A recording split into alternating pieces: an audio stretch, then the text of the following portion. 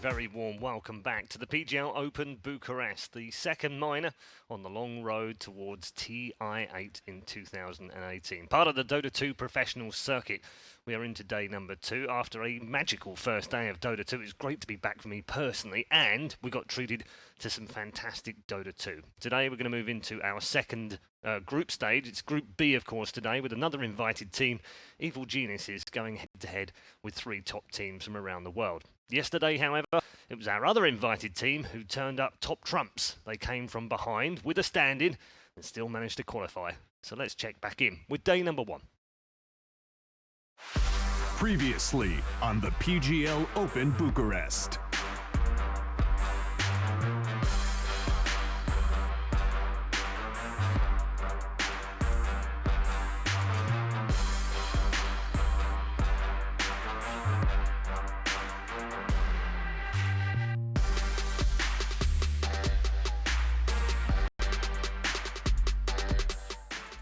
Here getting run down. What? Maybe it's just gonna die instead because of it? Schofield stays alive. The great escape for the Clockwork, and now QQQQ, is he gonna go down as well? He almost ends up falling, but they keep him alive.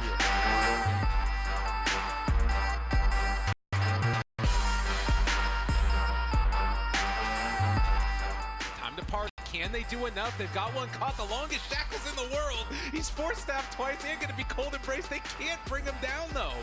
Ice path down as well. Puck gonna get caught by it, not able to escape. He does get a Yule Scepter lift up, and well, unfortunately for them, Schofield is gonna be brought down yet again. Still more Arctic Burn damage out there. Excel just trying to hold on to him, but they can't make it work. 3 are dead, no buybacks. 27 to 27, but this is looking like good game.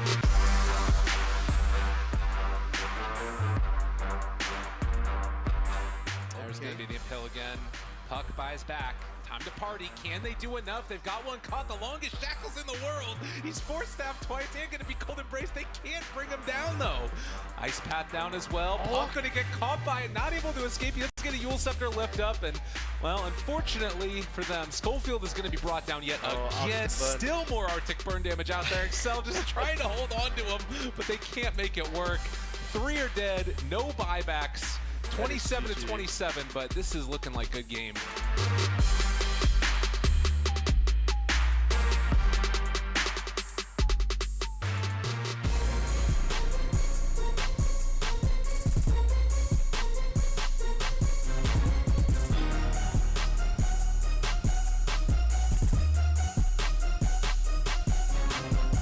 Oh god, that dig! Double dagging. Woo! Bye, Yabzor! Null field this. They got the Doom off on the CK. That's nice. He doesn't actually have the Aegis Immortal anymore. So Kuro will fall as 2 minutes without the CK. The Gem of True Sight also lost. Is this again? Immortal's not backing out in time. MP's come in. He wanted to try and grab the gem. That won't quite work. Low on life, 140. Puppy coming in close, but he guesses poorly.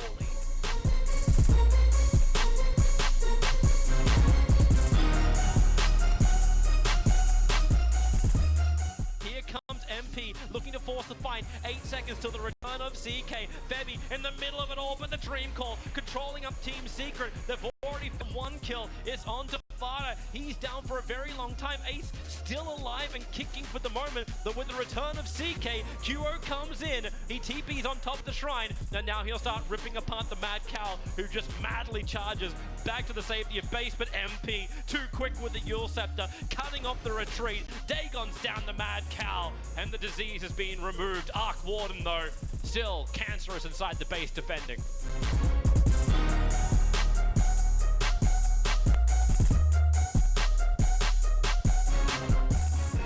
Again on mid. Okay, the blink forward into the fight. So Ace can jump. He actually went for a mid one. They'll get the hit. Bounty Hunter will fall. Winter Wyvern will join him, and they're looking for a third. The Yules, actually it was the Storm Bruling, sending QO up. Can they control him long enough to get the kill? No! They jumped on the illusion! They didn't realize which one was the real one until now they send him up in the air, dropping him down. A little bit of a mistiming with the kick and boulder. So QO can trigger his BKB. Looking for the opening. The Rupture's on mid one. Team Secret, they tried to be ballsy, they tried to go in, and now the balls have been severed. Team Secret neutered in this mid lane. Ace is trying to fight it out, but Farev will bring him down. This is a message sent by Immortals to every other team that's there. Kick him in, he'll charge out, but with the curse, they want to battle in, and they are palming the fountain of the Team Secret heroes. Your base is Immortals' base. QO will die to the fountain. Good call. Yeah, it's GG.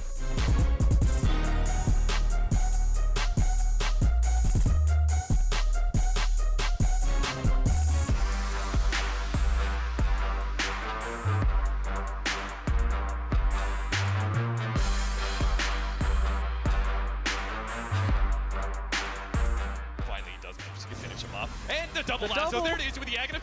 Oh, one big crit from QO. Kills 2 heroes. QO looking for the couple of hits on maybe is up next, but does manage to jump away a little bit farther back. Winter Wyvern pops the ultimate there onto the Necros. Ame is set up, but it looks like all these heroes are just jumping a bit too low. They dove in too deep. Ame's going to be able to pick up one with the Reaper Sight. The relocate out does manage to save MP, though. I thought for sure Immortals was going to be losing 2 cores.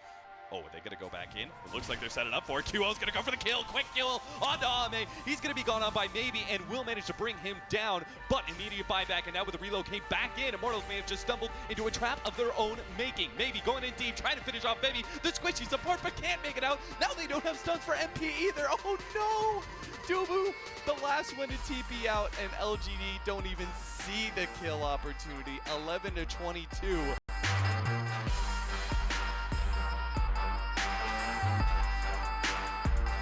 Try and sandwich in real quickly. Yao managed to find the backline hero in the Wiz. Now Dubu is going to be offered a charge opportunity for that one. OD immediately blows up. Managed to get the Night Stalker, looking for more here. Ame's completely out of mana, going to be stuck up by Dubu's ultimate as well. QO turns, fighting up with FY, not going to be able to make it out of here alive though. Dubu has a charge out, needs to find a charge opportunity, not going to be able to make it on time though. Already thrown their sleeve, so they think they can burst him down, but the Winter's Curse is there. Oh no, it's laid right onto the MP. He's going to take a good amount of damage. So less than expected. FY turns and fights. He's the big tanky guy. He doesn't give a damn They about really Dubu. need He's to just kill gonna maybe. right-click him down. They're still trying to kill maybe, but they just can't do it. Missing the ice path onto him. Throws the macro pyre. That misses too. Maybe's in it now. He sees the opportunity to get some kills, but Mabe just rip in a buff. Now the OD is here, but he's silenced up. He can't get the damage on it, Maybe. He's not going to be able to get that kill. He taunts them into fighting. Immortals always going to fight if they see the opportunity to do so, and this time it bites them right in the ass, losing all 5 heroes for nothing.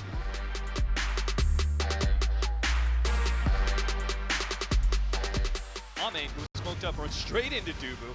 Brings him down to half health already with just the spear and a couple of right clicks. Now they've caught the Pugna on the back line. Does not have the force staff opportunity to get out of there. Witch's Curse used, but again, it looks like our Witcher Wyvern is going to be food for LGD to be able to run down. QO is here to the fight, light as always. Looking to be able to get that one kill. Does manage to get it. Doesn't pop his BKB before the stone comes in for the Earth Spear, and now is dropped dangerously low, and it's just going to be simply clicked down by LGD. Not worrying about QO. He pops his BKB, but ultimately he seems to be ineffective, unable to be able to find any hero to lock down. Maybe he'll get the kill on Yao, but doesn't actually heal up from that one. It's NP who gets the kill, so QO has to run himself on a small little bit of HP. Can't even make it out though. Locked down from a random Centaur came in, trying to give QO the helping hand, but even with the help of the neutrals, Immortals can't possibly seem to beat LGD in this game number 3, so they will call it here.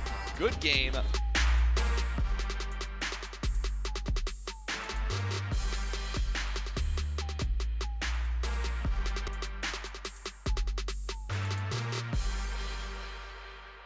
LGD making it through to the semi-finals despite the fact that they were down in that upper bracket final, and despite the fact that they're here with a stand-in.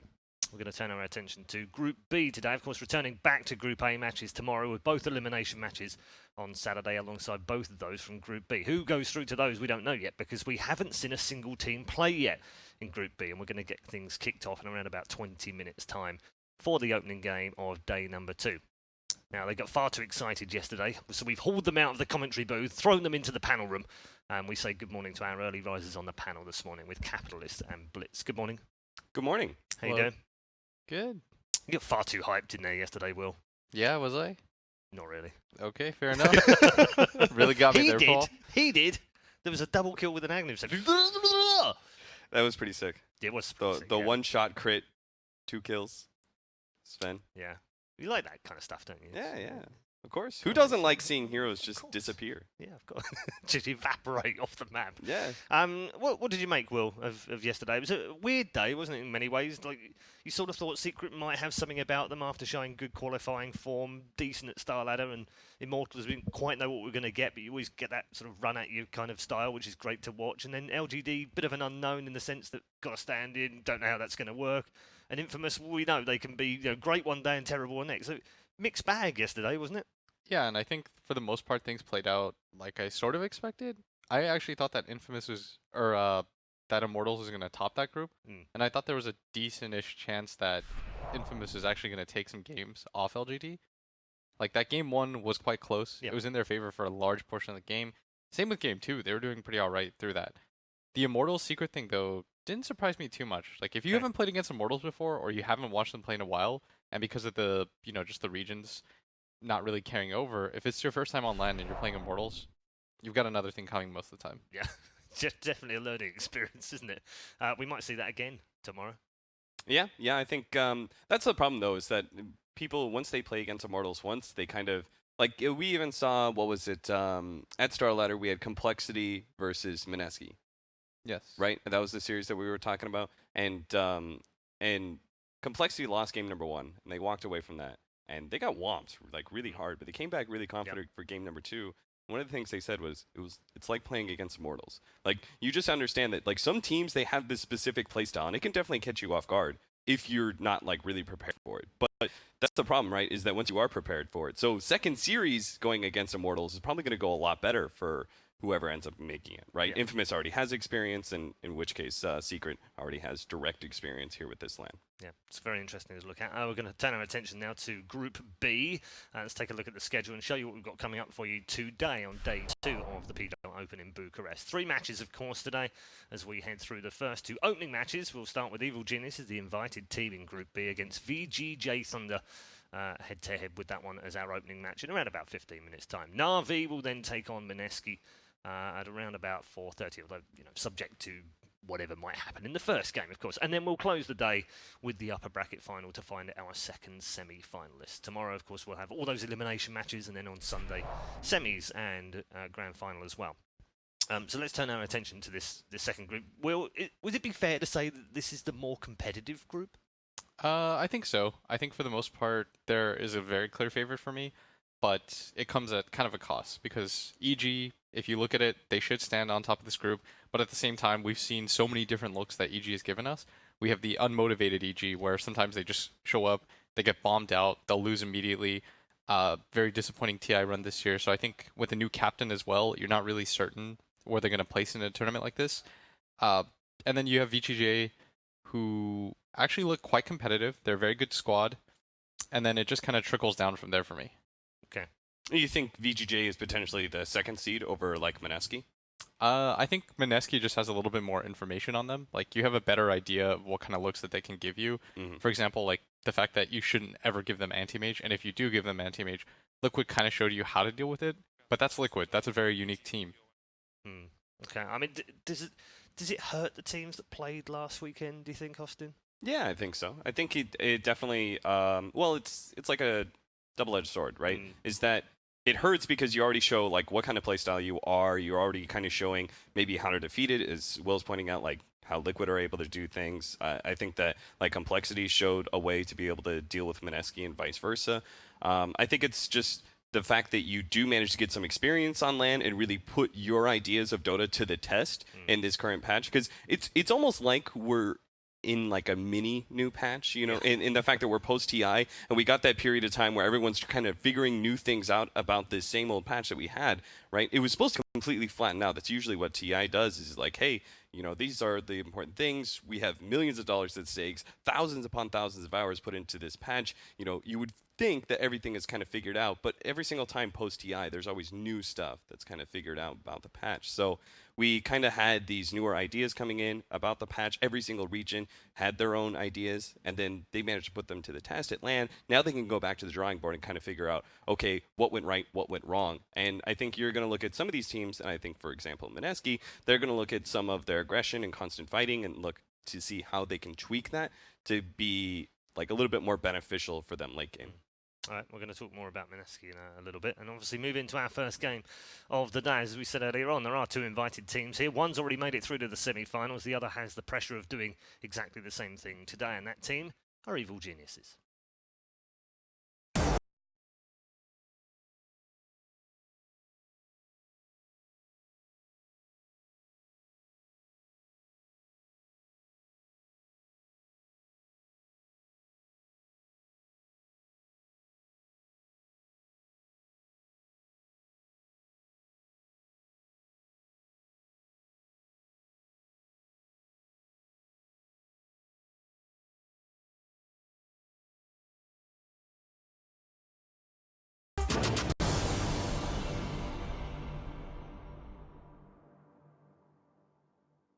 A star-studded lineup for the boys in blue. You would expect nothing less, would you, of the Evil Geniuses? They are, of course, in part, former TI winners, and as Will said, not a particularly good run this year. Will haunt them a little bit, won't it, from what happened to TI, considering that they were playing so well leading up to it? Yeah, but I think they'll have learned a lot from that, and I think the roster swap, for the most part, will help. Just because in the past, if like with Zai, they had 2 4-position players. Like, you have Crit, who on OG just looks so dominant. Like, he looked by and far one of the best 4 players in the world. Then you move him to a 5 role, where he's not 100% comfortable, I think, that he also has to captain. So it's not just the role swap, it's the fact that he also has to captain a new squad with players very young. And, like, it's a good mix of veterans at the same time, so I think it was just an awkward situation for him. Whereas now you bring in Fear, this guy who has just done it all. In NA Dota, this guy's name is legendary. He has accomplished everything that you could expect out of a pro, minus winning a major. And so I think for him, this is going to be a new hurdle, new challenge, squad that I think fully respects him. He was their first choice. A lot of people don't know that, but after the whole, Zai leaving thing, it was just like, hey, Fear, come back, be our captain, show us what you can do, part 2. He can't seem to leave the game alone, Austin. Yeah, it can. It's kind of crazy that Evil Geniuses went to their coach and sort of like a semi-retired player rather than anybody else that would have been available to them. I think that I want to jump on what Will was saying about how the last year would be a learning experience. I really appreciate that some of these younger players, like Crit, Moonmeander recently, who tried to step up into the captain role, even if they didn't manage to make it succeed, I think that it does make you a better player overall. When you put yourself in that position to start thinking about the draft, how to be able to make that work for you, and also how to be able to make in-game shot calling as well, I think that is definitely an experience that every player should try and put themselves into, just because it is such a daunting experience. And I think you can learn quite a lot. And when you go back into your position again, then you kind of understand like what your captain is wanting when he makes certain calls. You begin to also be able to kind of help lead in game as well. I think that Crit is definitely going to be made a better player for it, and Evil Geniuses will definitely experience a boon, obviously, with Fear. I mean, there's nobody who's going to argue with Fear being one of the best captains in the world, Absolutely. so just But put him back I'd in his imagine spot. that it's probably quite good, Will, that they've got both of those in there now for the draft as well. It's always nicer to have like that wingman, if you like, in the draft, isn't it? So that's presumably going to be a good thing. The other thing I want to touch on is it right to think that Crit failed as the captain in this team? Because I think for the majority of the time that he was there last year, he did a really good job. Some of his drafts were outstanding. Some of his mind games within those drafts were really good at some of the earlier tournaments. It's just that maybe he's measured by the success or failure at TI. Of course, every person is. You get measured by how you did at the big game, the playoffs, when things mattered. They had 2 top 4 performances at the majors, back to back. On top of that, they won like 2 different lands. They got to the finals of Epicenter. But ultimately, what we'll remember is the 9th place flame out at TI. Yep. And so when you have that kind of result, you want to retool everything as a result.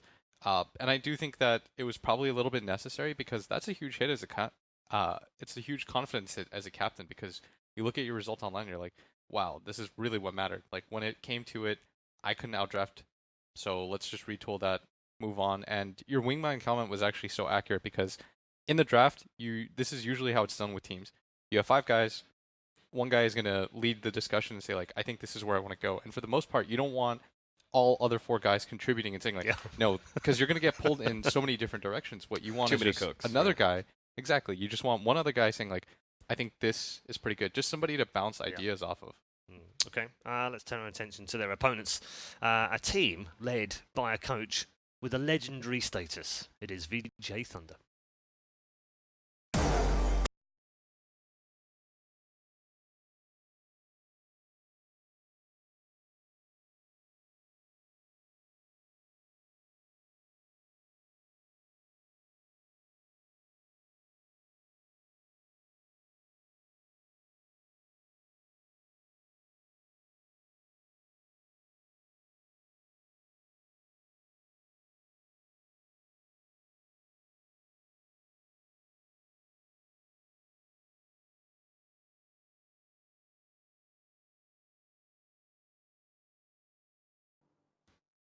Five of Jeremy Lin's favourite Dota 2 players, or maybe 6 if you count the coach, which is where we're going to start this discussion, Austin, because ROTK, I mean, is there a better man to have in your corner to motivate you, to shout at you, to tell you how to play Dota? I like the fact that you went for motivating, because I was going to say, I don't know, you could definitely make an argument there are other coaches you'd rather have, like last year, obviously, Fear being one of the best players in the world. You'd love to have from a him as a technical coach, point but of view, from a motivating yeah. standpoint, yeah, I mean, ROTK, he's full of personality, and one of those personalities is quite loud, and yeah, I think it's probably a really good motivating force, and it also helps to be able to have that experience. I think one of the things that we should probably talk about is the fact that Will's depiction of drafting, right? I think that it's very important to be able to have that kind of clear vision, also be able to have that voice, right? And now, with this new major system, we have a voice for all the captains. Yep.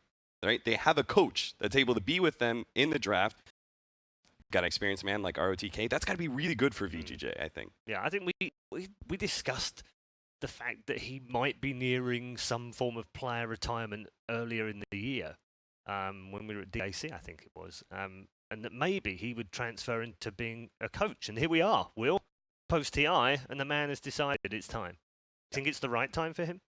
I feel like he was still skilled enough to play. ROTK has just been a staple in the Dota scene for such a long time, but with this new system and the change to coaches, I think you can more live vicariously through the players than you used to be able to, especially with Austin said, in the drafting phase.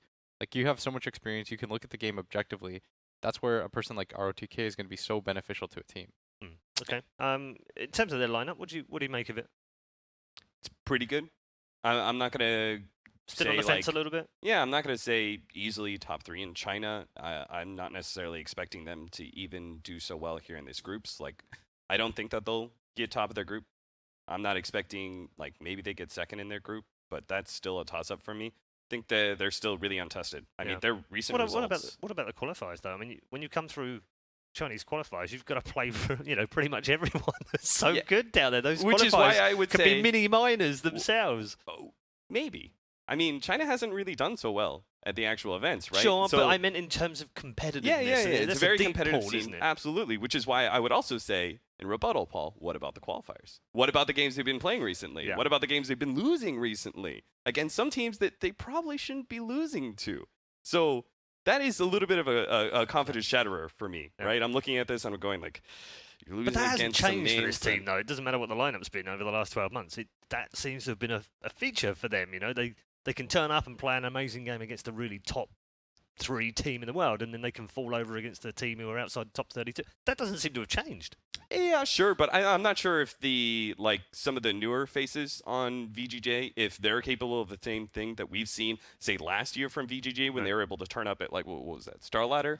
Where they managed to get first, right? They definitely turned up to that LAN. Amazing experience. I mean, especially with Mikasa and, backing up their coach and everything. I think that was a really cool story.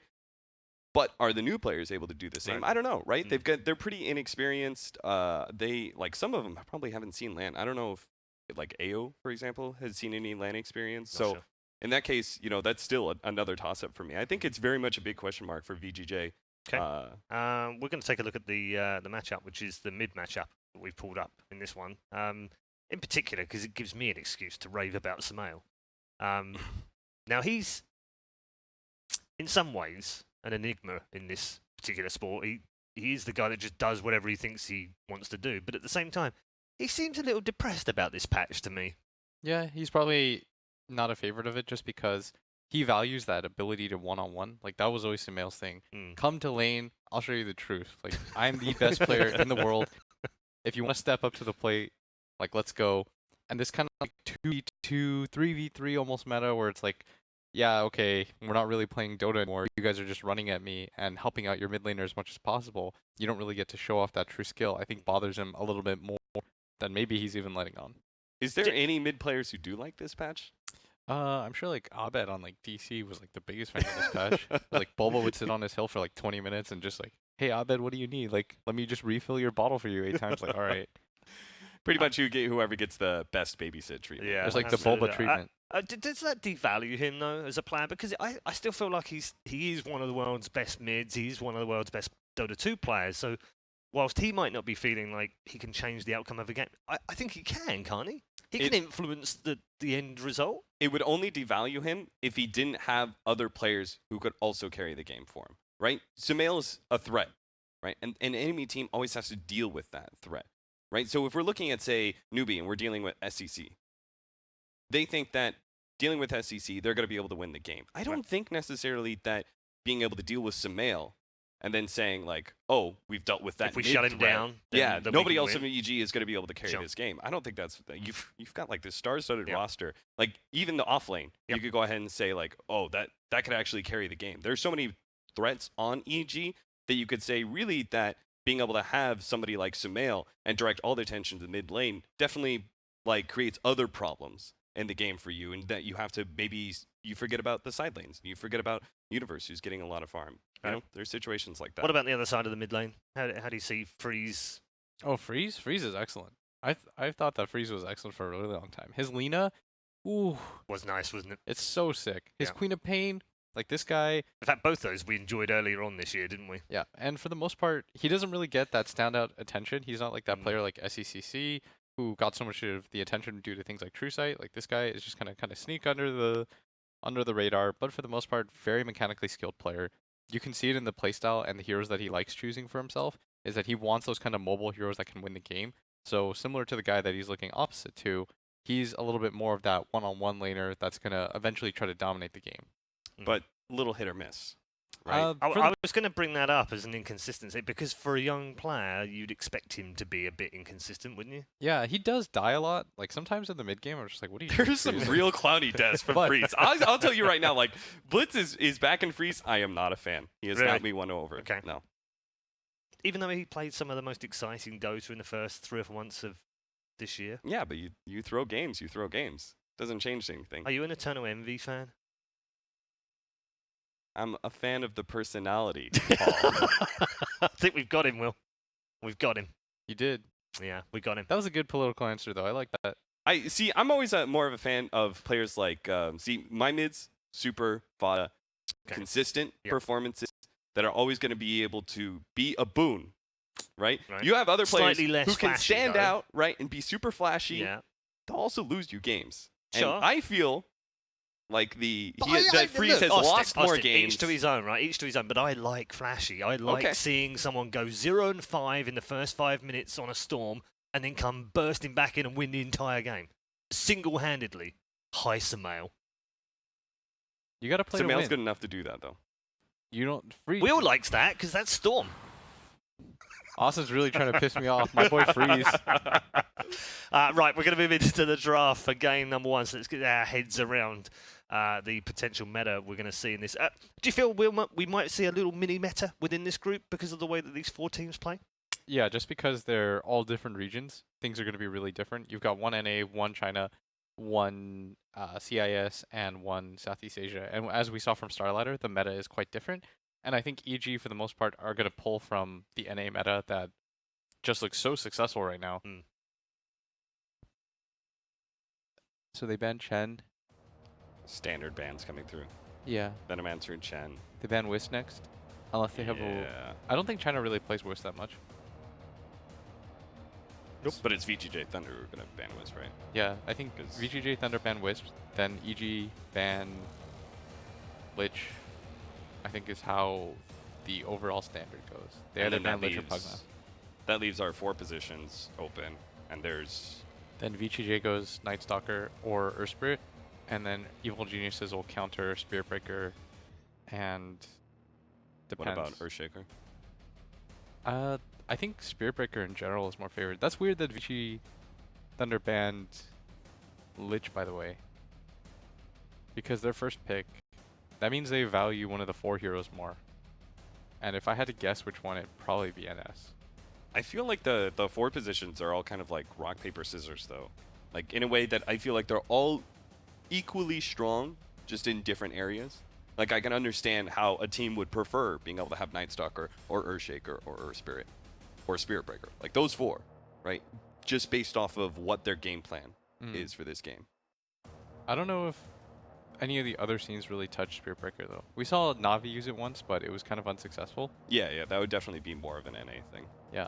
So now VG.J, you'd imagine, for the most part, unless you take something weird like Bane, that you take one of your 4s here, unless you're really confident with playing all of them, like Night Stalker.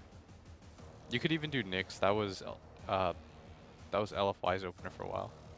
Fade's top 4 right now are Spirit, Shaker, Conquer, and Stalker. So What about Furion? That's NP? been, I don't know if you can. I don't know if you can flash NP like that. So it is Nyx. Okay. That is like the. That's the replacement. That's a Chinese replacement to like Spirit Breaker, right? Yeah, it's their just 4 position that they like. That's why I brought it up at the end because I forgot about it. But for the most part, I know China really likes this hero. It's really flexible. You can do a lot with it. It can go to the 4. It can go to the off lane. In some ways, it also stops Sumail a lot because he likes playing those int base mids. And I'll tell you, as somebody who loves playing int base mids, Nyx Assassin is like complete nightmare. You hate playing heroes like Queen of Pain, Storm, Lina, like all these heroes. Like one pick just immediately makes them really unlikely. And so yeah, there's the NA Classic they Spirit go for Breaker. the Spirit. Yeah. That'd be Jakiro.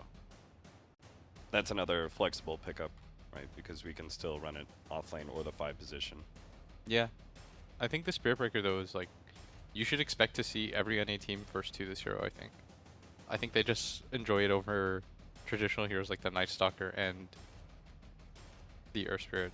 And the way AG have been playing these 2 is usually Spirit Breaker is crits. Yeah. Jakiro is You think that with fear. the Spirit Breaker is like that really shows the prevalence of the laning phase, right? Because compared to other 4 positions who can give you harder initiations than Spirit Breaker, like he dominates the first 20 minutes of the game, and he kind of starts falling off past that. I don't agree with you there. I think that what Spirit Breaker gives you more than anything, like, it's almost like nowadays we have like 2 different metas. It's like, one, you pick heroes that are just like strong overall, and then the second is like you do block picks, in the sense that if you pick this hero, you now remove like a large section of the pool of current heroes that you feel comfortable playing. For example, like if you take SB, you don't have to take such a strong laning phase hero anymore against the offlaner, because you know that they can't pick a hero like Nature's Prophet, for example. And all these heroes that are based around like split pushing, for example, it's really annoying to play when there's a Spirit Breaker on the map, because he'll always give you vision. Like, that's the other thing that Spirit Breaker always does for you. He gives you vision at the back line. So let's say you have a really good ward place team fight. You just charge the back line, like whoever you think will be in the furthest back. You'll get vision of the entire area when you come in. A similar way, the Nyx Assassin pickup kind of blocks any attempt of the intelligence heroes, is, you know, Necros being so prevalent in the meta. Yeah, exactly.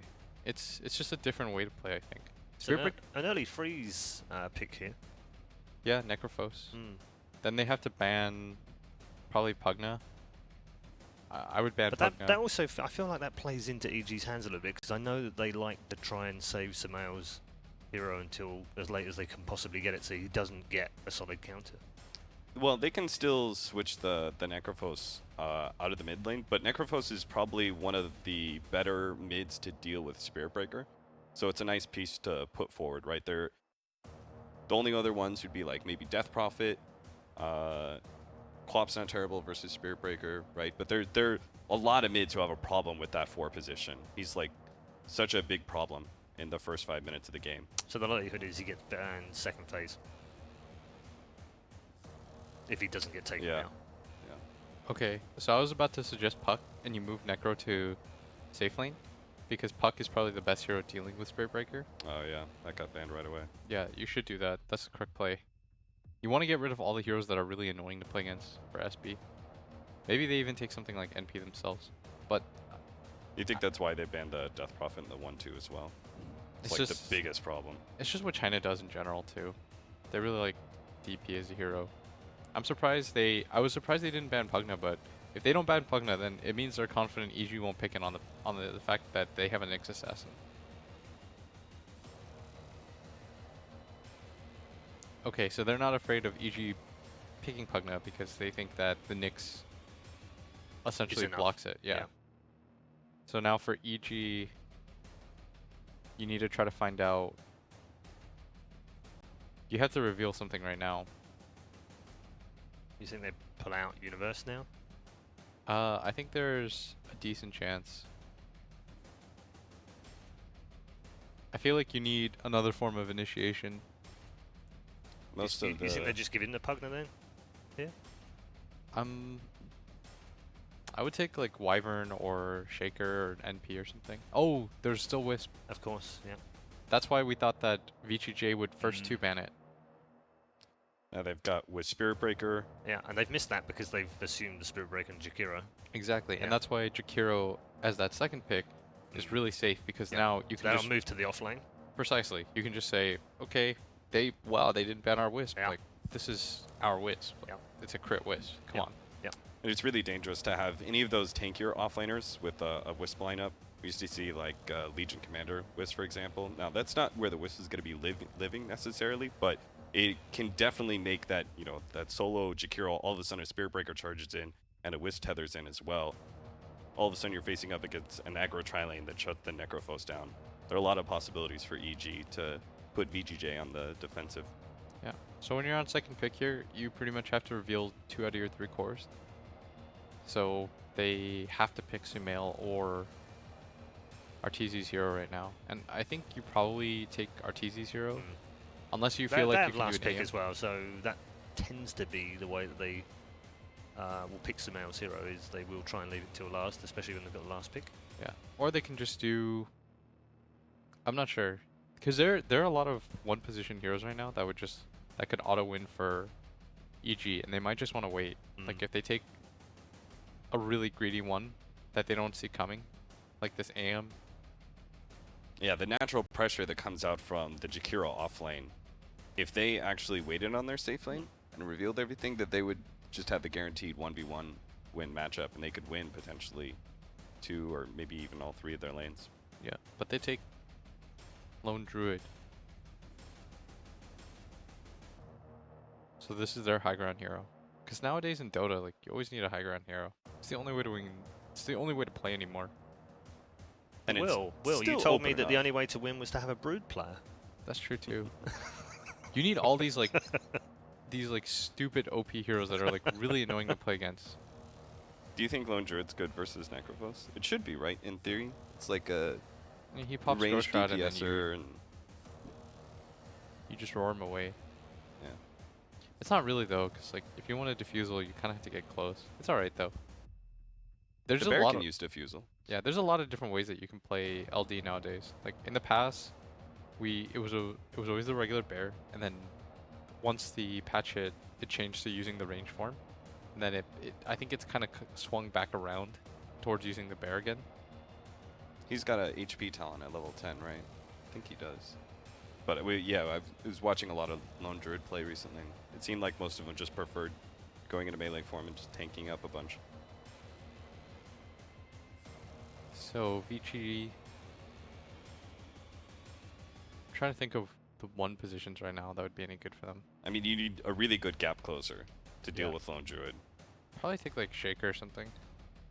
I think you need another form of initiation or stun or team fight. Good call. So they do take Shaker.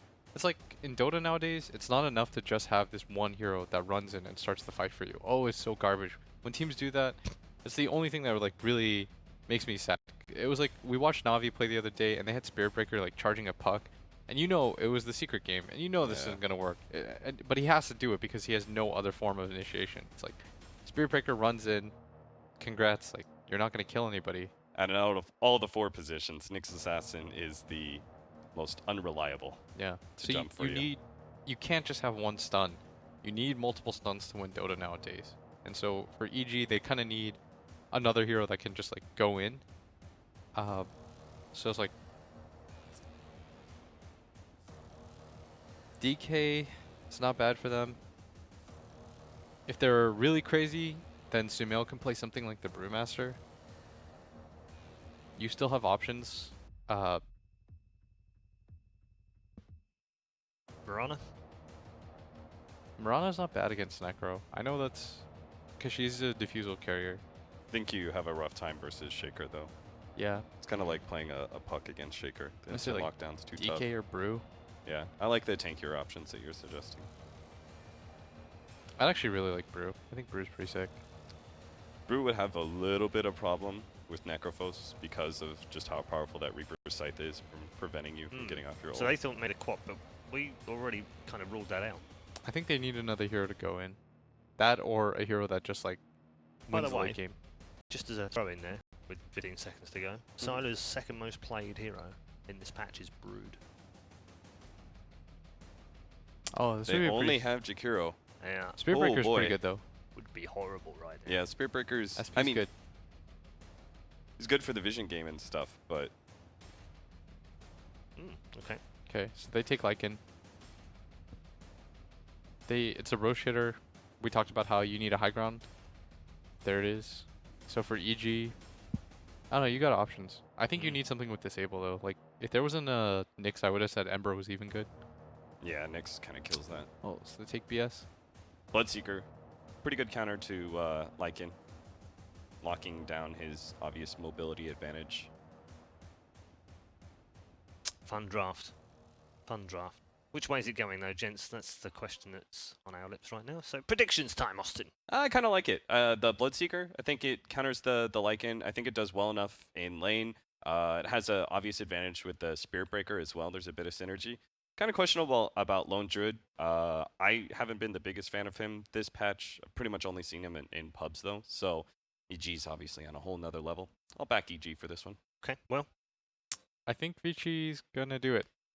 I think that their team fight is gonna be a little bit too strong. I think the laning phase will determine a large part of it, but I feel pretty okay about Vici. alright, okay. One for each of the two teams here on the panel. It's time to head over to our commentary team. The early risers in the booth this morning. They're not going to get fogged up, but they are going to stay very lyrical. Let's head over there right now for game number 1. Paul, all I need in the morning is more of those wonderful puns. That just makes my life wonderful. You don't like it? Whatever, man. It's amazing. Paul's jokes just don't do it for me lately. Sorry, Paul.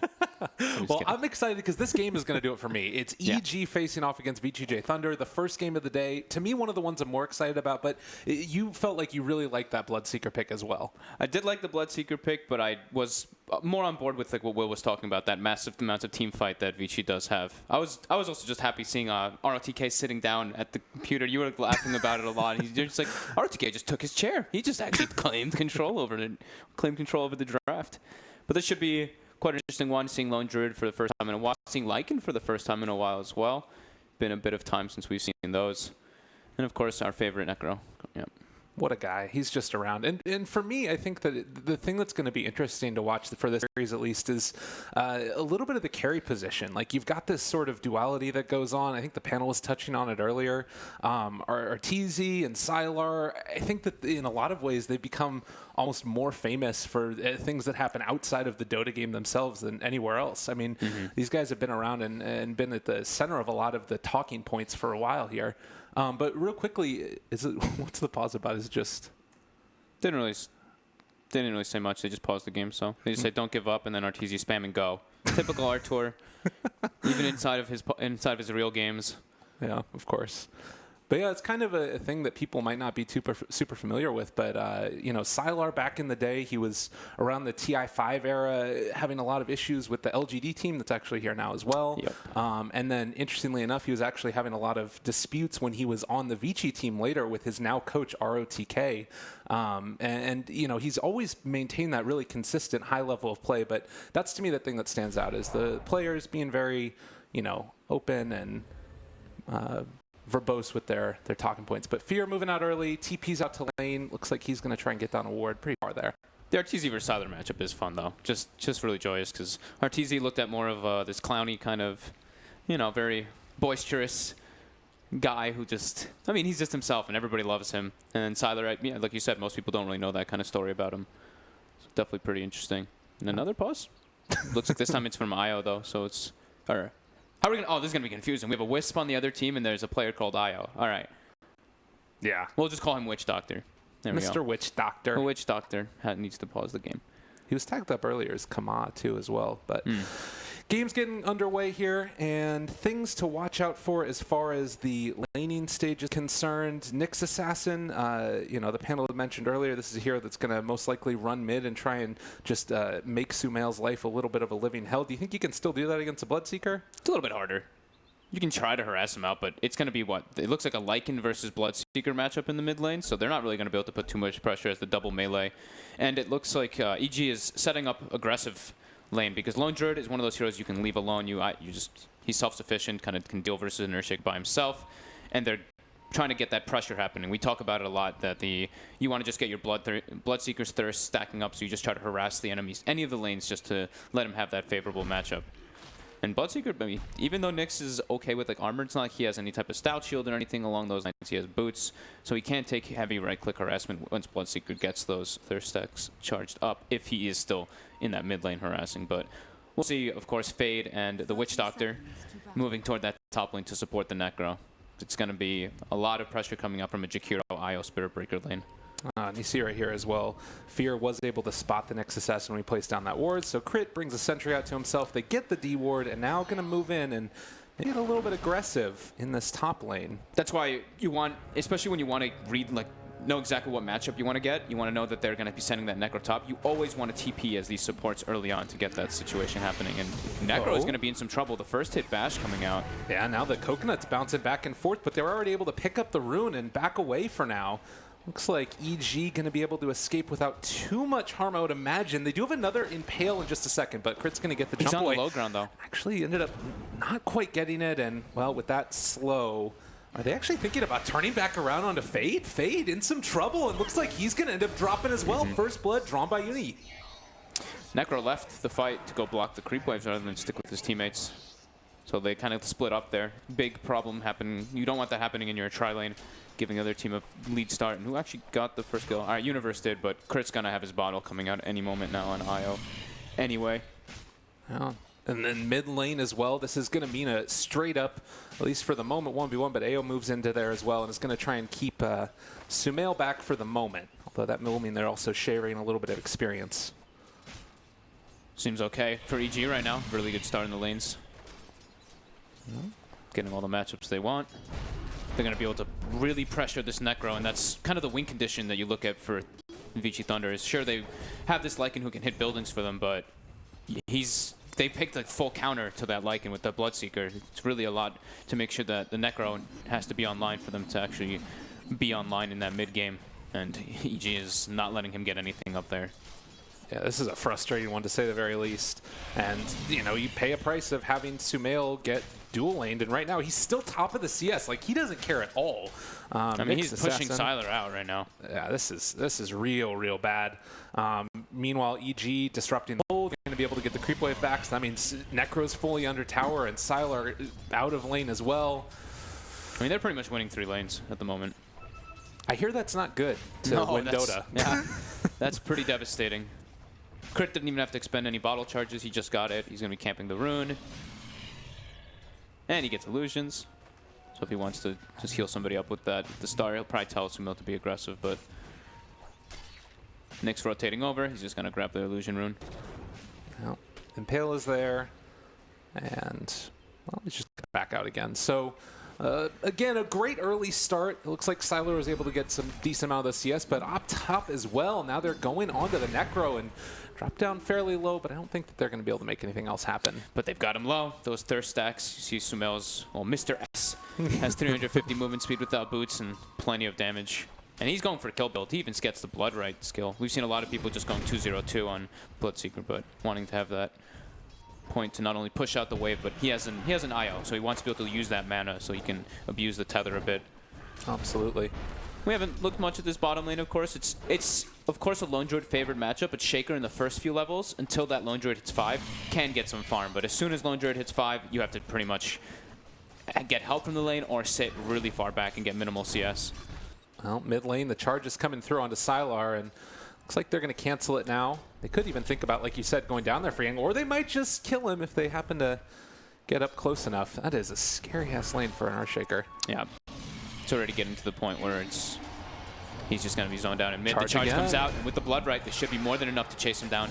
Easy kill there as well. Fade not able to make anything happen to turn that back around. So EG continuing to assert some dominance. A 2,000 gold lead at just around 3.5 minutes. It doesn't really look like it's going to slow down any from this either. No, I mean, they have to try to alleviate the pressure somehow. They're going to have to switch up the lanes because it's just too much of a blunder. Sylar actually might just do a jungle, it looks like here. Oh, top lane as well. They're bringing down the Necro very low, and the charge is canceled there as the Witch Doctor was underneath the tower as well. But, I mean, like you said, that means Bloodseeker all the more damage. He's got 3 points in Thirst right now. He can kind of do whatever he wants. Sylar actually just waits for double bounty rune. So, yeah, he doesn't even want to really be going into the lane much. He'll be able to take a DD rune from Crit, and he's going to walk him down, give him some right clicks. Someone actually probably has to get to tether range. Oh, he has his illusions. Nice. He's hugging himself. Mm-hmm. Well, 25 and 13 is the Bloodseeker. That means that Yang has decided to come mid, and, well, no points in Fissure, actually, on the Earthshaker. Not often that you see that. Oh, wow, 0-2-2, huh? Not even the 1 point. Usually it's pretty value to get the aftershock. Top lane. Easy kill again. Uni and Fear getting together to find that kill onto the Witch Doctor. These are two of the strongest early game laners because of how just tanky and durable they are. 880 HP on Spirit Breaker, 5 armor. Same kind of thing for Jakiro. 880 HP and 5 armor as well. So you just, I mean, it's just the simple CS across the board. It's just so heavily in the favor of VG. Like we said, they had to abandon the bottom lane. They can't lane anybody versus the Lone Druid at the moment because, yeah, just how strong it is mid. Oh, and the silence comes through. He's not going to be able to use it. Maybe now with the enchant totem, but still slowed down by the tether. And Sumail not deciding to die for it, but it honestly doesn't matter. He's almost level 6 too. This is going to start to get pretty ugly, particularly once he ganks. Top lane now, maybe. They can actually get Universe, it looks like. He's going to go down. Kill. That's something. That's you know, we talked about VG Thunder's lineup. If in the mid game, once they have their levels and their team fight, they can actually be quite strong. But if they just get absolutely dominated in the laning phase, they're not going to be able to get to do that.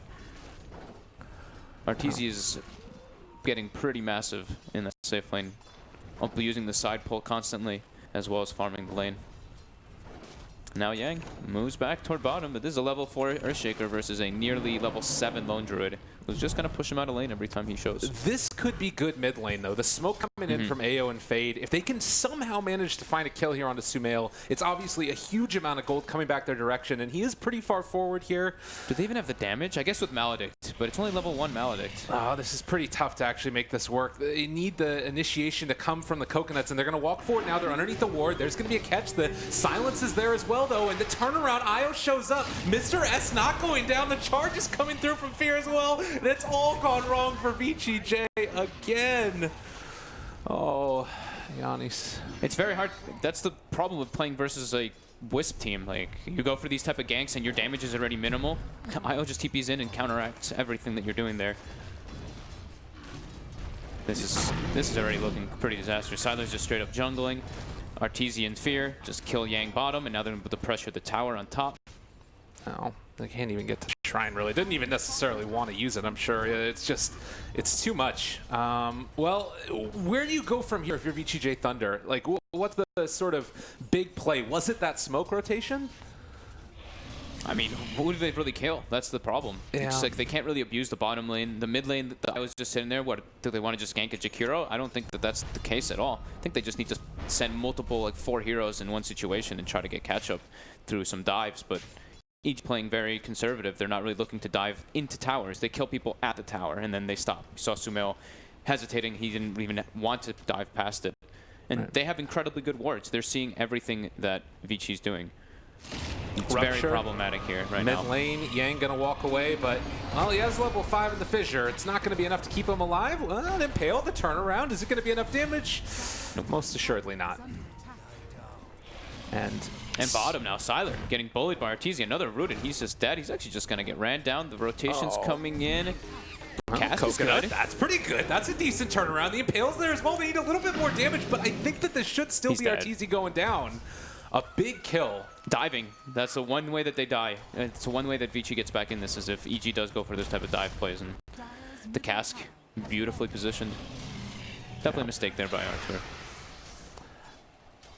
The plus side for EG is that you still have almost 70 CS at 8 minutes, and Bloodseeker's 3-0 with the mid tower down. Yeah, and 32 denies on top. So even better for that experience advantage. And now Universe makes his way toward mid. They start blood raging him with that liquid fire.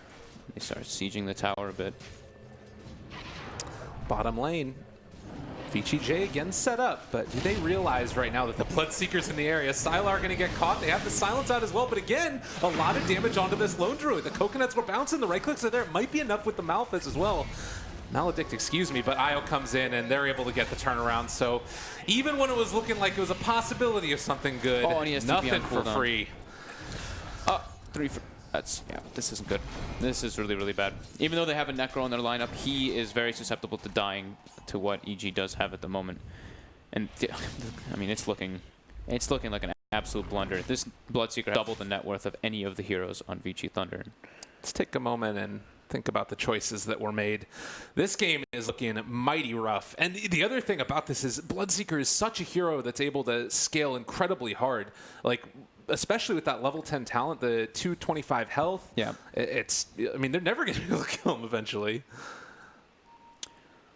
Trying to think the way that they kind of get back in this one, but they don't really have, they don't have deep push to stop the tower siege. It's a shaker, a fissure, and a cask. Like, these aren't, usually you want some kind of nukes. These aren't really what we're talking about in that instance. And like the Lycan's just so underleveled.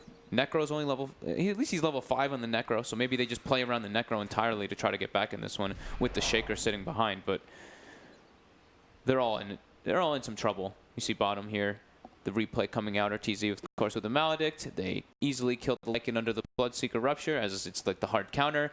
Crit with the clutch save coming out on Arteezy, and then yeah, just a full cleanup by EG. It's such a difficult situation to be in right now. And I don't really, like you said, see where you go as an answer. I mean, you talked about the Necro playing around him a lot. What does that look like? They have to sit behind him pretty much, and if he's gone on, they have to try to help him, but I think they're just 200 level. They need to try to find a ways just to catch up, see where EG's setting up and just dodge for now. But they're at such a deficit that I don't even know if dodging is the way to go. I mean, he's like it's level 5. He's level 5 in comparison to level 9, almost level 10 Bloodseeker. That's, yeah. And I mean, you did talk about, turnarounds that happen, especially with levels. You start to get a return kill and things will, rapidly swing into your favor. But it is a 5,000 net worth lead at sub 10 minutes. I think they just have to four-man behind the Necro, or 3-man behind the Necro and have the Lycan farming elsewhere and just try to get some setup ganks with Reaper Scythe or just sit behind him. It's one or the other. Well, Lycan is currently in the top lane. They do have 4 heroes moving down bottom. Oh, Scan catches them. Oh, and Arteezy not going to get found. He just throws out the Primal Roar, runs away. They get down a ward, but I think they were looking for more. Top lane? Sylar? Maybe going to get dove. Maybe they'll just suffice to take the tower. Oh, he's got under vision. There's a charge coming out. Universe isn't looking to stop here. Oh, God. Another quick kill as Sylar going to die here underneath the tier 1 and should be the tower taken as well.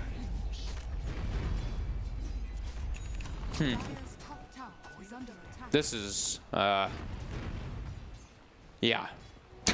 I'm just really trying to think how they can get back in versus this EG lineup, because the problem is even if they try to do this 4 people sitting behind one hero and the Lycan farming elsewhere, Chris about to be level 6 on IO. So they can just set up for these global ganks with Spirit Breaker charge all over the place. And Arteezy can just pretty much now sit in the jungle and free farm until he gets that Mask of Madness up. And the other 4 players from EG can probably just handle Thunder on their own at the moment. I mean, look at this. No respect given at all. They're just running at this Witch Doctor, and he's just going to die. They're do turn it back around. Okay, crit ends up falling. Not a bad way to make this start, and with the Reaper Scythe used just to keep Fear in place for the moment, this should be enough, knowing it's the charge in Fear, able to get out of that one. But it was an IO kill, at least. Yeah, but that's just an IO.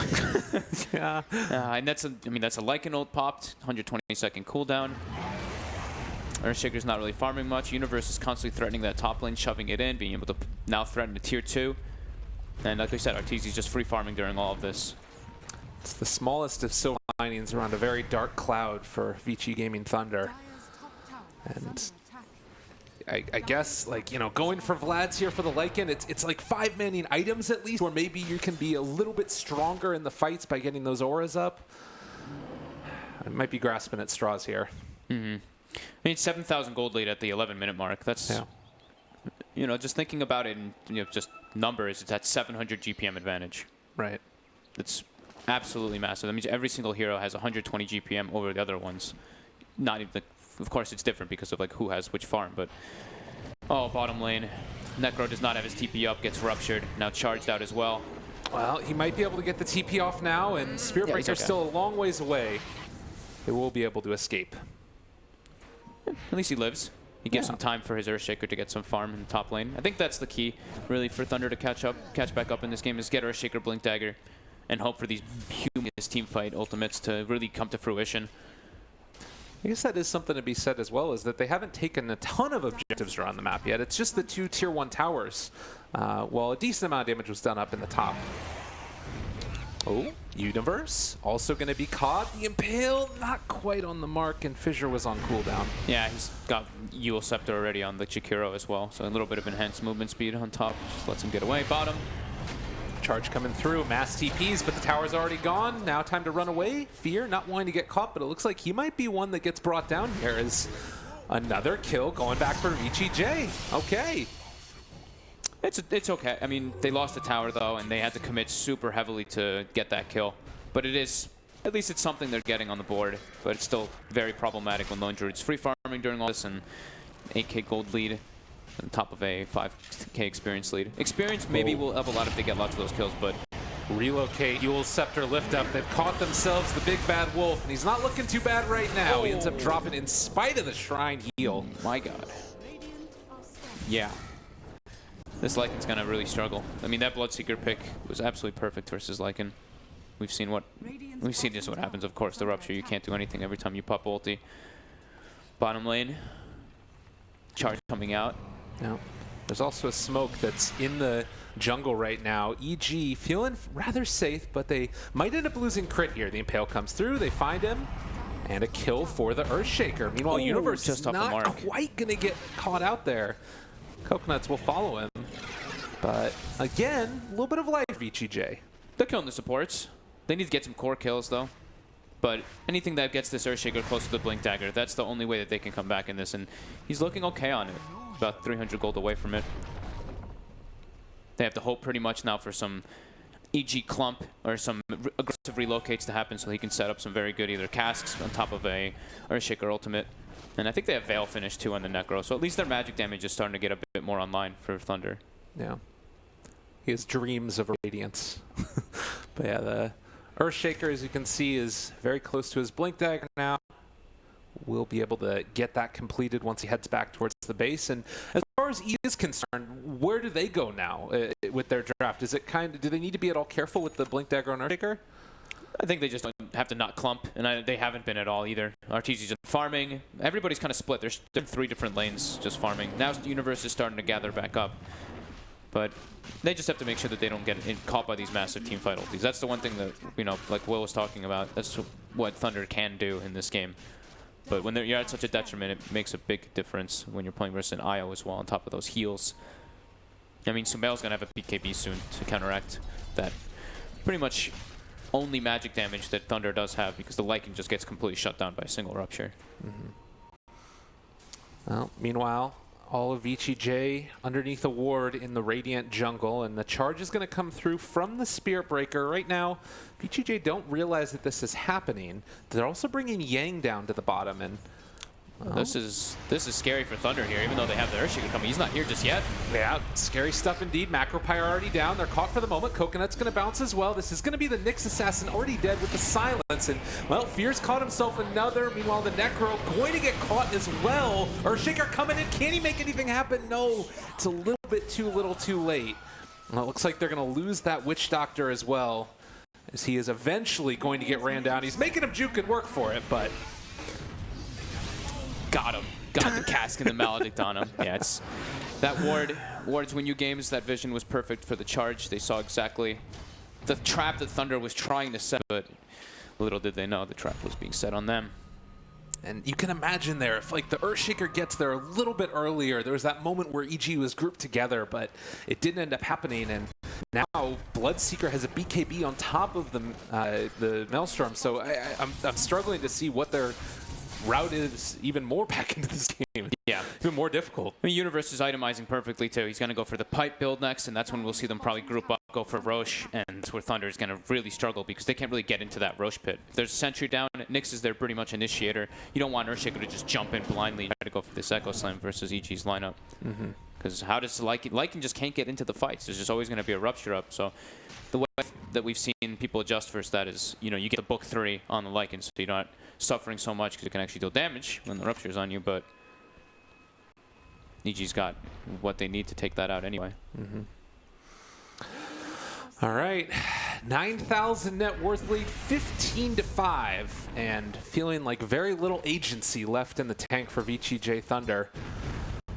Another move up here towards the top, but again, this is going to be scouted out by EG. Ward over here on the high ground, and Universe just backs out again. Yep, perfect wards. Again, they've had vision in the path toward going to the bottom lane. They've had vision in the path going toward the top lane, so they're always aware of what Thunder's doing. Charge coming out, probably want to go for a relocate, but there are a lot of Thunder heroes there. Well, and they're moving in even closer. That is Fate underneath a Sentry Ward as well, so they knew the Nyx was chasing. And it looks like EG actually want to battle, but they actually smoked up right underneath this ward that's about to expire as well. So VG.J, they know what's coming. They can't take a head-on fight versus EG at the moment, though. Yeah. They're just at way too much of a deficit. They're doing an okay job of not just bleeding away kills, though, avoiding fights. But they're not. It's not like they're gaining any advantage because of it. It's still the Lone Druid and the Bloodseeker absolutely free farming. Universe as well. Constantly sitting in that top lane, pushing it in. So how did we get here? Was it just the laning stage that was so bad for VG.J Thunder, or was it like outplays coming from EG? There's a lot in the laning phase. I mean, getting that aggro tri-lane to shut down the Necro. They just have favorable matchups across the board. Bloodseeker in mid, Lycan can't really harass because you're a melee hero. With a Witch Doctor, can start throwing some, but Poor Man's Shield is a good item, to say the least. And yeah, it's just favorable matchups across the board in the lanes. Well, again, they can sort of see all of EG there in the mid lane and not really do all that much about it. And then at the same time, it's Universe that's just able to push this top tower with impunity, already brought down to very low HP, and they're going to have to deny this one most likely. It's like it's almost like they have to throw out some like solo hero echo slams to try to get these pickoffs, but EG just always aware of where Thunder's positioned before they even make the play. Universe already knows he's being stalked. He pings it out. He's going to get gone on, though, here. Maybe he can get caught out with Shaker blinking forward. It's just maybe a little bit too late. The relocate. It's going to Echo Slam. All right, they bring him down. Not a bad way to start this one, but now they need to get out with everybody else. Fade is going to go down, as well as the Witch Doctor, and now they fully committed to this. Oh, no, they're getting completely torn apart. Yang is gone, the Necro. He can stay alive for a minute, but only actually a couple of seconds. They've caught Sylar as well, and well, will they actually be able to bring him down? It doesn't look like it. And now they commit to it, go to a Roche. They've got Blood Rage, they've got Bear with Mask of Madness, and the Medallion finished up on Fear. So they, they threw the solo Echo Slam, but how far it was from any of their heroes. Like, look how far it was from their tier 2. They had to commit all the way to the hard camp on the far left, and there's no way they can catch up to help there, while EG has global potential. They have a shrine right there, they have a tower right there, and they have Io.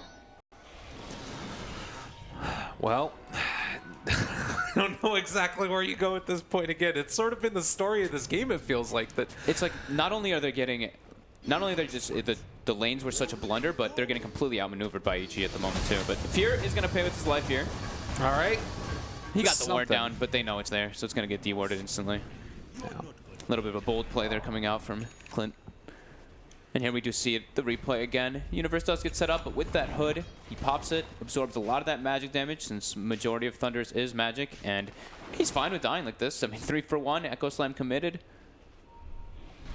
Yeah, it's a painful one. And, you talk a little bit about the Lone Druid in this game, too. He's already got, Mask of Madness, the Maelstrom himself. He's just dealing a ton of damage without having to put himself at all in danger. Yeah, it's the different, we've seen a lot of that Radiance on the Bear build lately, going to Mask of Madness, and you take only the Bear route. Now, I've seen Arteezy been doing this on his stream recently, too, going for the range Lone Druid, the Sniper Lone Druid that we all used to see so often. And now, Arteezy's pretty alone top. He's got Aegis. All right, big kill here as well. They're holding on for the moment, and they are going to be able to bring him down. The Bear still staying strong here as well. Yang, he does have a Blink Dagger back up, but with crit in the area, I think it's a little bit too scary. And they actually got the relocate out. In the meantime, the Necro dies over by the mid lane, which is where they relocated to, and well, Can Crit get the tether out? It's going to be tough. Well, definitely no.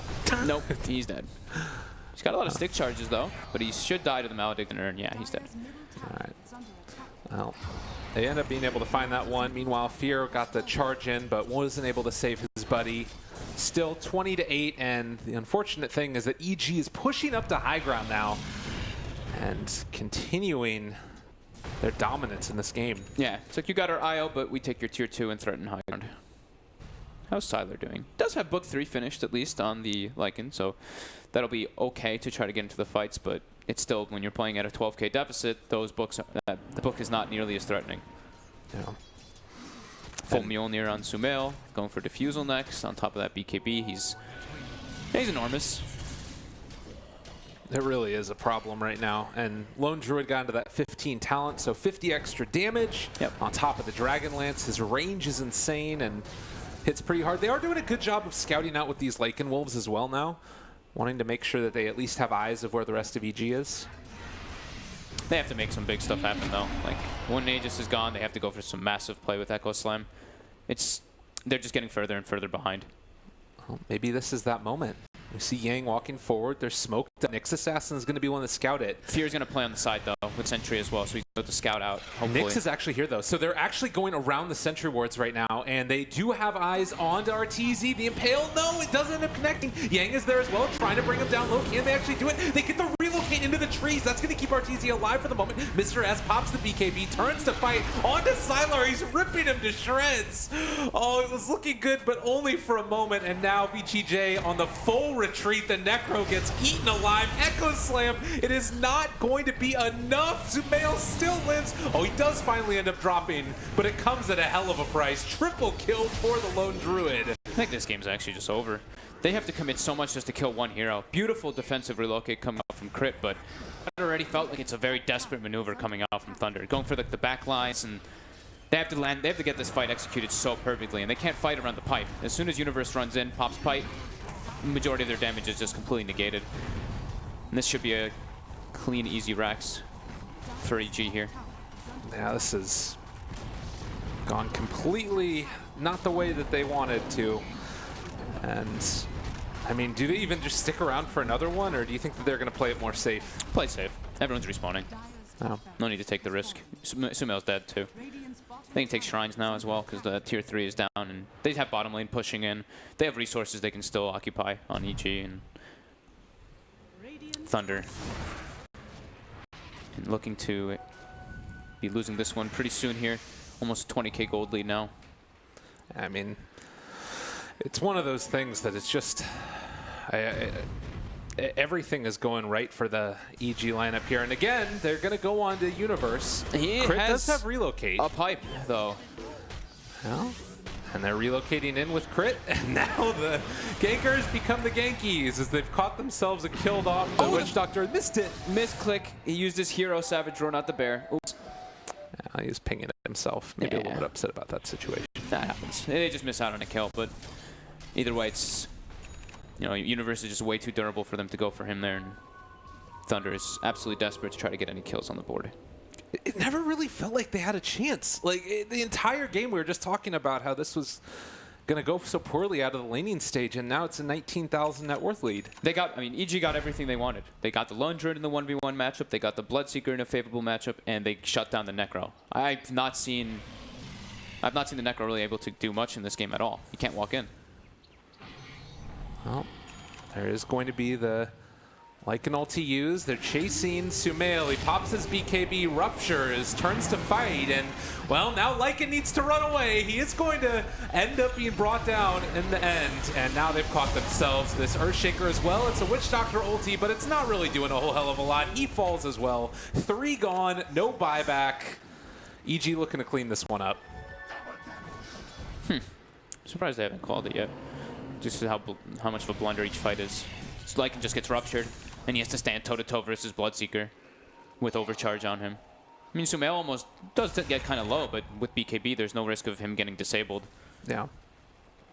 And, I mean, also you have the BKB Pearson disables that are coming out from the Spirit Breaker, his ability to stay on top of everybody else. Actually, I say BKB Pearson disables. There aren't any BKBs. There ain't too much of a deficit to have anything. And they're going to go high ground now.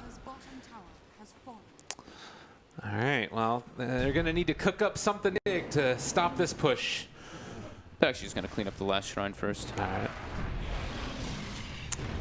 EG staying very focused, eyes on the prize, and making sure they get these objectives. No more mistakes coming out for them. They've been playing it almost perfectly this game, I'd say. I haven't really seen anybody really get picked off by themselves, and if they have, it's been turned around. Maybe here, I guess, got eyed like once trying to get some wards out, but like that's not even a big deal as a Spirit Breaker. That's kind of your job. Yeah, absolutely. It's just, yeah, they're just maneuvering very well, and that's what happens when you get such advantage out of the laning phase. It makes the game a lot easier to play.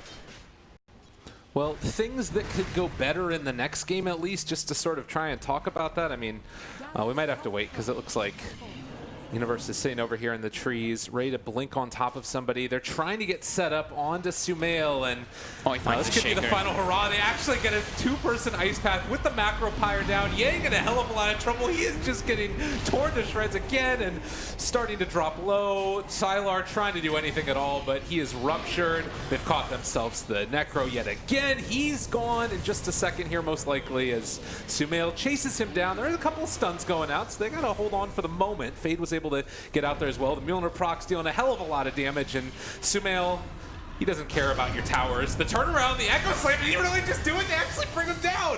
Sumail ends up falling, 90 seconds, no buyback. But I don't know if this is going to end up turning into any more kills after the fact. They're getting bloodthirsty. I was saying, little to no mistakes coming out for EG. They could have probably played a little patient there hitting buildings, but they wanted to go for the kills. They wanted to end this game and just have it get cleaned up at that moment. But some nice buybacks, decent. I think that's like one of the better Reaper sites that they've gotten. But Sylar's not getting to play Dota is the biggest thing. He just gets ruptured and he just can't do anything. He's 0 and 7 on the Lycan. Hasn't been the best of games. And They still, I don't think EG wants to make those kind of mistakes. It's like this game is pretty much unlosable for them with the 24,000 gold advantage. They can just take it a bit slower. Getting a little bit overzealous, we could say. We'll probably see them pick up a gem though, so they make sure that the Nyx doesn't get stalk them anymore. But it's not even too necessary. Mm-hmm. And it does feel like, you know, if they start to get their feet back under them a little bit, VG.J, you certainly don't want to throw this type of a game away, considering how well it's gone for EG at this point. And the wraparound is coming. They're still here. They don't have Echo Slam, but they have pretty much everything else, and they will spot out Universe inside the trees. They get the initiation that's there already at the start, but Arteezy is on the other side. He does get caught out now by the Earthshaker as well. The roar comes out. That forces Yang away, and now underneath the tower yet again, Sylar going to go down. And they are not really able to stop the pressure coming from EG. Yang is eventually going to fall there. And VG.J just need to back out. They did kill the Universe at the very least. Uh-oh. Necro's got no TP, though. He's got a blink, but Sumail doesn't actually have vision of him for the moment. But he looks like he's trying to chase. I think he got a glimpse of him for a second. But no, Necro's going to be safe. But yeah, 2 heroes dead. They killed Jakiro, but again, Sylar just can't do anything in the fights. This time he didn't even get ruptured. He just got rooted by the bear once and died to all the massive damage coming out from EG. Well, another thing to keep in mind here, Necro does have the relic completed. He got a decent chunk of gold in those last couple of engagements. So But it's 30 minutes in, though. It's pretty tough. Yeah. It's not what you want to have happen. Tier 3 tower down. Arteezy hitting from the low ground, dealing quite a bit of damage. But seems unlikely that they're going to be able to blow him up. Maybe they can kill the bear. It does end up falling. It's a nice little 300 gold in their coffers. It is a naked bear, though. He's playing as the ranged lone druid, so it doesn't really matter if he loses it.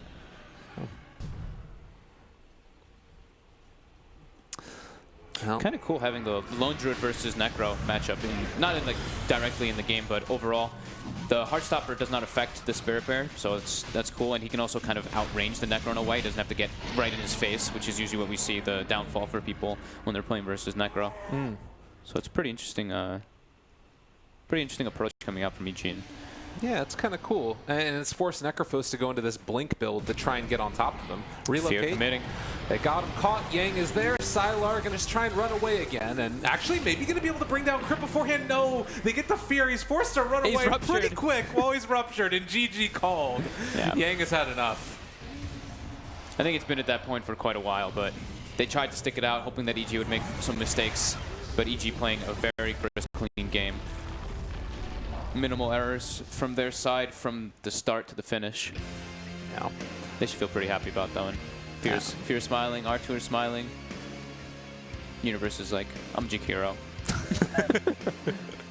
Yeah, they're pretty happy with themselves, I'm sure, though. And again, it's like everything that could go right in that game for themselves pretty much did. The exception of that one Sumail dive that happened at the tier 4 towers. But I tried to talk about this a little bit in the game, but going forward to game number 2, what do we say to these guys? VG.J Thunder, they look kind of like they've had some issues there. What would be the biggest thing that you would want to change? The Lycan was definitely a problem, and I think just the lanes went to such a blunder. They had such a hard time coming back in this one. EG played it incredibly well.